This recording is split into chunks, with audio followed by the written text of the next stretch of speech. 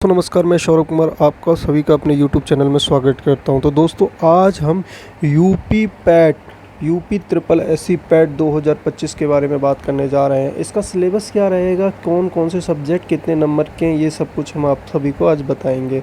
तो दोस्तों, ध्यान दें कि यूपी ट्रिपल एससी का जो पैट है ना, पैट अभी के एग्ज़ाम के लिए बहुत ज़्यादा इम्पोर्टेंट है।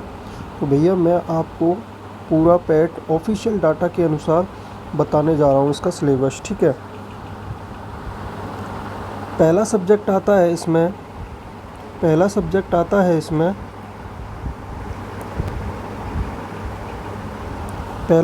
है भारतीय इतिहास, हिस्ट्री, ठीक है। हिस्ट्री है बेटा आपकी 5 नंबर की। तो इसमें हिस्ट्री में जो टॉपिक हैं आपके, हिस्ट्री में टॉपिक हैं सिंधु घाटी सभ्यता, वैदिक संस्कृति, बौद्ध धर्म, है ना, गौतम बुद्ध की जीवनी वगैरह आ जाती है इसमें। बौद्ध धर्म में जैन धर्म, महावीर जीवनी एवं शिक्षा, मौर्य वंश, अशोक के बारे में पूछ लिया गया, गुप्त वंश, समुद्रगुप्त, चंद्रगुप्त के, हर्षवर्धन, राजपूत काल, ठीक है बेटा। ये सब तुमसे पूछ लिए जाएंगे। आगे सल्तनत काल, मुगल काल, मराठा, ब्रिटिश काल, है ना, ब्रिटिश राज का उद्भव एवं प्रथम स्वतंत्रता संग्राम, ब्रिटिश राज सामाजिक आर्थिक प्रभाव, ठीक है। ये सब तुमसे पूछ लिया जाएगा। फिर आता है तुम्हारा नेशनल मूवमेंट, भारतीय राष्ट्रीय आंदोलन, ठीक है। स्वाधीनता आंदोलन के प्रारंभिक वर्ष, स्वदेशी तथा सविनय अवज्ञा आंदोलन, महात्मा गांधी तथा अन्य नेताओं की भूमिका, क्रांतिकारी आंदोलनों तथा उग्र राष्ट्रवाद का उदय, विधायी संशोधन, ब्रिटिश इंडिया एक्ट 1935, भारत छोड़ो आंदोलन, आज़ाद हिंद फौज, सुभाष नेताजी चंद्र बोस के वक्त, ठीक है बेटा। ये सब कुछ मतलब कि आप ऐसे समझ लो, ऊपर मोटा मोटी मैं बताऊँ 5 नंबर का ये और 5 नंबर का ये। तो आपकी हिस्ट्री है ना बेटा, हिस्ट्री टोटल 10 नंबर की हो जाएगी, ठीक है। हिस्ट्री आपकी 10 नंबर की हो रही है, ठीक है। इतना आपको समझ लेना है। फिर आ जाओ ज्योग्राफी पे, ठीक है बेटा। ज्योग्राफी भी आपकी 5 नंबर की पूछी जाने वाली है। भारत एवं विश्व की भौतिक भूगोल, है ना। फिर उसके बाद बेटा नदियाँ तथा नदियों की घाटियाँ, भूजल संसाधन, पर्वत एवं पहाड़ी हिमनद, मरुस्थल और शुष्क क्षेत्र, वन, खनिज संसाधन, विशेषकर भारत के जो खनिज संसाधन है उनके बारे में, कि कौन सी चीज़ कहाँ ज़्यादा पाई जाती है, कम पाई जाती है, कोयला वगैरह, सोना, ये सब चीज़ etc बहुत सारी, मतलब कहाँ कैसे, ठीक है। भारत एवं विश्व का भौगोलिक राजनीतिक भूगोल, जलवायु, मौसम, टाइम जोन, जनसांख्यिकी परिवर्तन, ठीक है। ये सब कि कौन कहाँ रहता है। फिर बेटा ज्योग्राफी होगी तुम्हारी 5 नंबर की। फिर आपकी इकोनॉमी भी बेटा 5 नंबर की हो जाएगी, ठीक है। 1947 से 91 तक की आर्थिक व्यवस्था है, योजना आयोग तथा पंचवर्षीय योजना, मिश्रित अर्थव्यवस्था तथा निजी सार्वजनिक क्षेत्र, हरित क्रांति, दूध विकास, फ्लड ऑपरेशन, बैंकों का राष्ट्रीयकरण, सुधार वर्ष 1991 से आर्थिक सुधार एवं उसके बाद अर्थव्यवस्था, वर्ष 2014 से 14 के पश्चात आर्थिक सुधार, कृषि सुधार, ढांचागत सुधार, ठीक है बेटा। ये सब 5 नंबर की इकोनॉमी हो गई। इसमें आर्थिक सुधार और जीएसटी भी पढ़ना है बेटा आपको, ठीक है। फिर आ गया आपका पॉलिटी में सर क्या है, पॉलिटी में बेटा 5 नंबर की ही पॉलिटी आनी है, ज़्यादा की नहीं आनी है, ठीक है। 5 नंबर की ही पॉलिटी आनी है। भारतीय संविधान की मुख्य विशेषता, डीपीएसपी, राज्य के नीति निर्देशक तत्व, मौलिक अधिकार एवं कर्तव्य, संसदीय प्रणाली, संघीय प्रणाली एवं संघ केंद्रीय सरकार एवं केंद्र राज्य संबंध, न्यायिक ढांचा, न्यायालय, उच्च न्यायालय, जिला प्रशासन, स्थानीय निकाय, ठीक है। पंचायती राज व्यवस्था होती है, वो सब पढ़ना है बेटा आपको। अब इसमें पूछी जाने वाली है साइंस मतलब 5 नंबर की साइंस है बेटा। तो इसमें बेसिक साइंस पूछी जाएगी, ठीक है। बहुत ज़्यादा डीप में नहीं जाना है के मतलब आप बहुत ज़्यादा डीप में पढ़ रहे हो, फिजिक्स, केमिस्ट्री, बायोलॉजी तीनों पूछी जाने वाली हैं। ठीक है।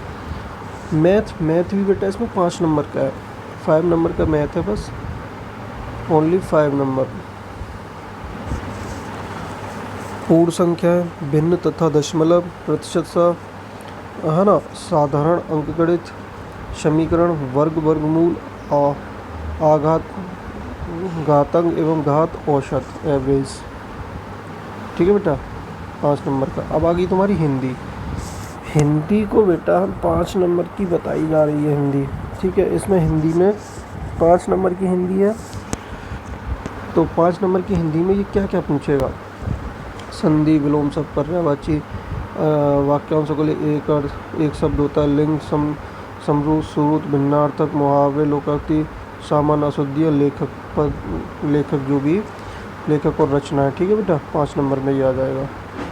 फिर अंग्रेजी इंग्लिश पूछी जाएगी, नॉर्मल इंग्लिश आएगी व्याकरण में से, और एक पैराग्राफ पूछ लेगा, 2 या 3 क्वेश्चन का पैराग्राफ, 2-3 तुम्हारे ग्रामर से आ जाएगा। ठीक है बेटा। रीजनिंग भी बहुत ज़्यादा हार्ड नहीं पूछेगा, बहुत बेसिक्स क्वेश्चन पूछ लेता है, थोड़ा इजी टू मॉडरेट पूछ लेगा, easy to moderate, not moderate to hard नहीं जाने वाला ये बेटा। ठीक है, इस रास्ते में ही रहेगा ये। ठीक है, तो आपको बहुत ज़्यादा हैवी नहीं पढ़ना है। ये वृहत एवं लघु इस चैप्टर का दूसरा नाम होता है, मेरे को याद नहीं, अभी बता दूंगा। क्रम और रैंकिंग, ये सब। ठीक है,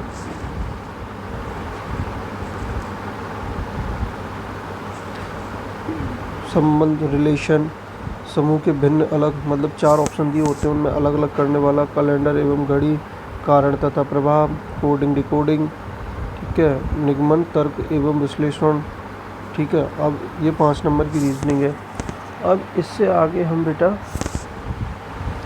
देखेंगे करंट अफेयर। करंट अफेयर का बहुत बड़ा रोल रहने वाला है।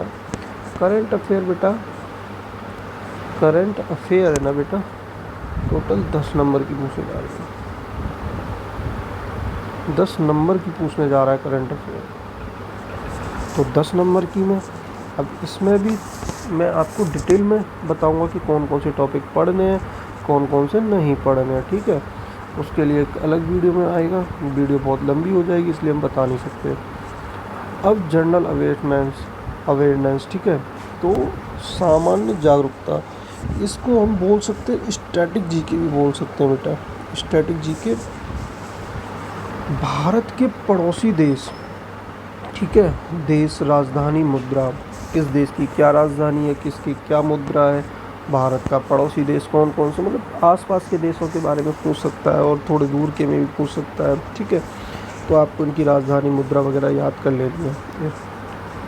ठीक है, भारत के राज्य एवं केंद्र शासित प्रदेश, ये पॉलिटी के भाग हो जाते हैं बेटा, ये भारत संसद, राज्य, लोकसभा, विधानसभा, परिषद। ठीक है, ठीक है बेटा। राष्ट्रीय एवं अंतर्राष्ट्रीय दिवस याद कर लेने हैं। विश्व संगठन एवं उनके मुख्यालय, भारतीय पर्यटन स्थल, भारत की कला संस्कृति, भारत एवं विश्व खेल, भारतीय अनुसंधान, प्रसिद्ध पुस्तकें, लेखक, पुरस्कार एवं विजेता। ठीक है, जलवायु परिवर्तन, पर्यावरण। ठीक है बेटा। अब आता है दूसरा टॉपिक, जो हिंदी है ना, हिंदी में 5 नंबर में तो आपको पूछे जाने वाली है ग्रामर। ठीक है, और 10 नंबर का पूछे जाने वाला है गद्यांश, ये वाला। इसमें 2 गद्यांश आएंगे बेटा। ठीक है, 2 गद्यांश होंगे, और प्रत्येक गद्यांश 5 प्रश्न होगा। 5 प्रश्न मतलब 5 नंबर, दूसरा गद्यांश 5 नंबर, टोटल 10 नंबर। ठीक है, बहुत इम्पोर्टेंट रोल करेगा। 10 और 5+5 मतलब हिंदी होगी तुम्हारी 15 नंबर की बेटा। ठीक है, जिस बच्चे ने अगर ये किया बहुत अच्छा रिजल्ट रहेगा उसका। फिर आता है DI वगैरह। तो DI वगैरह में बेटा ग्राफ की व्याख्या एवं मतलब कि ये मैथ का पोर्शन हो गया, 10 नंबर का ये होगा, 10 नंबर की ताल का, और ये इसमें भी 5 5 के 2 DI होंगे, 5 के इसमें भी 2 होंगे।